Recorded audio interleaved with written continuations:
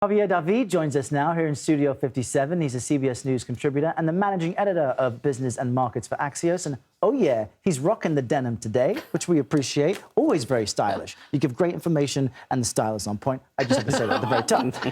Javier, yesterday's consumer price index report showed that inflation is slowing. There's the good news, but it's still above the Fed's target rate. So to what extent will it play into today's decision? Yeah, so the big story here is the disinflation that started earlier this year. It's continuing. Disinflation is not, of course, deflation, which means that prices are dropping. It really basically means that inflation is sort of leveling out, normalizing.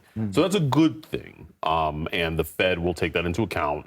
They're not going to hike. They're certainly not going to cut, but they will kind of like keep a steady pace and sort of transmit what they think is going to happen next year in terms of rates, what their expectations, what their reads are on the economy. We all wait at about 2:30 or so for the Fed chair to kind of stand up in front of reporters and give his assessment of what things are. But the big headline here is like, you know, with taking together the consumer prices, it's firming expectations that the rate hike cycle for now is done.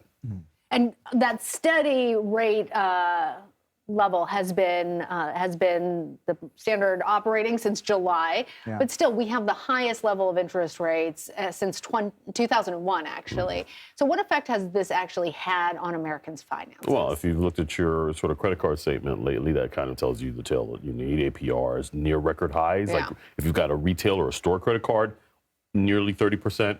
Credit card APRs 30%. are credit card, just regular credit cards, above at least somewhere north of 20%. So usually 24, 27%, a lot of that. And so what this means is about $1 trillion plus of accumulated credit card debt the consumers have. The more you carry balances month to month, the more costlier it will be. The more you can pay off. And the more you can pay off, just pay really off underscores early that and as often. a strategy. Don't carry those balances because they can balloon out of control. Indeed. You mentioned we're going to listen closely to what Fed Chair Jerome Powell says today and what he hints and indicates about next year.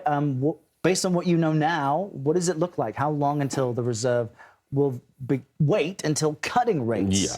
So, if you ever lied awake in bed at night, you've wondered, why is the Fed so hawkish? The big deal is like November's, yeah, like me. So November's core data like basically tells you the story because underneath the sort of benign number, the wages are still rising, demand is really firm, and there's stickiness in the stuff that people pay for.